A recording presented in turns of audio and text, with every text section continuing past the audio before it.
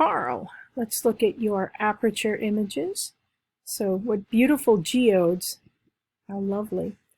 Okay, so f3.5 at 18 millimeters and f25 at 25 millimeters. So you did change the focal length a little bit. No.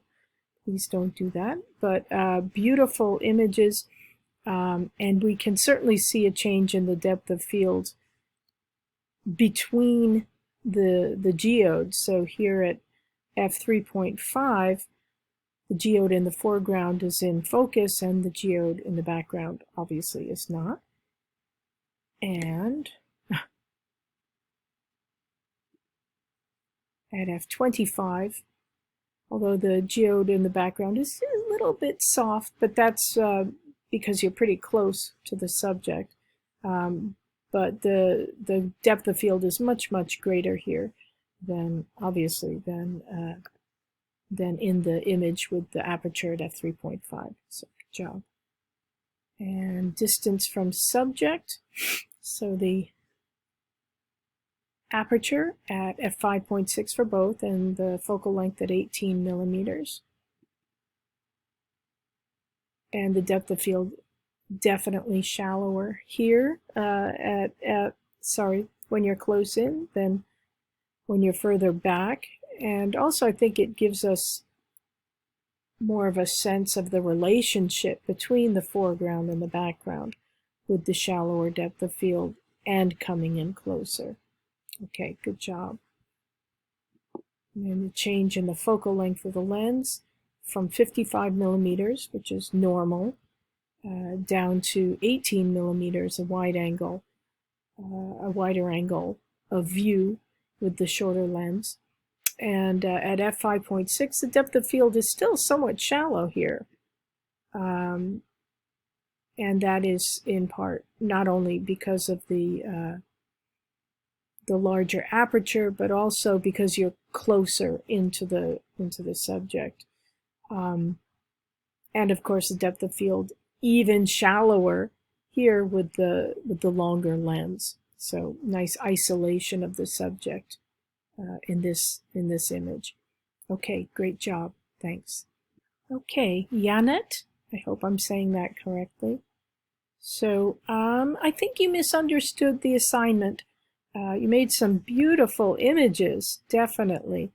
But I'm not quite sure what was going on, what was going on here. And the labels for the images are not what the metadata says they are. So here it says f2.8 is your title, but it was shot at f5.6, and the same for this image. And these were, it says f2 aperture. And the next set says f11, but again the apertures for both of these images were set at f5.6. And finally, these are labeled f22, but the aperture is f4. So I hope that you'll reread the assignment, reread the section on depth of field, and then the assignment.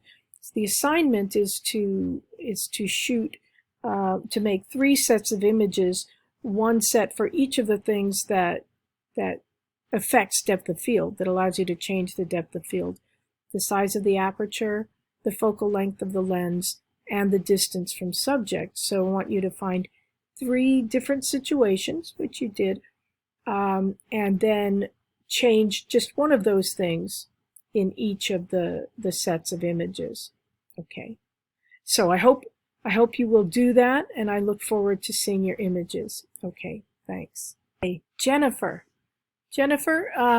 I would like you to have made separate folders for each section or for each set of images. But that said, let's get started here. So it looks as if these are for the size of the aperture, so f3.5 and f8, and I think you're using a Sony, and I think that the minimum aperture is about f8, if I believe. So not a huge difference in the size of the aperture, and not a huge difference in the depth of field. So what you might do is try coming in closer to the subject, which would give you shallower depth of field anyway, and that will kind of increase the effect, even though you can't stop down to like f32 or something. Okay.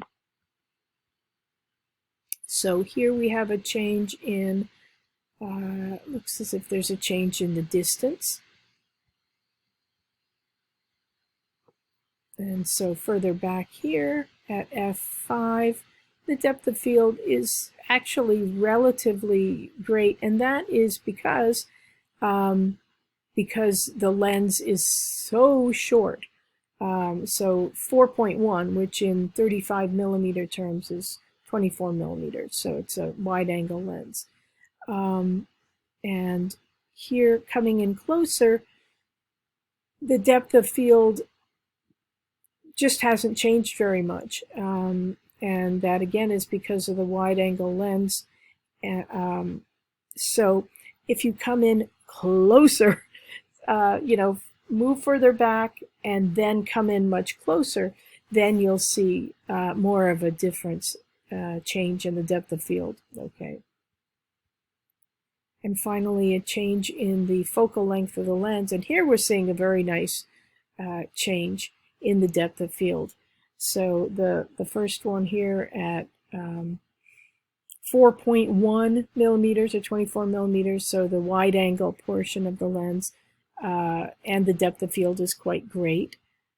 And then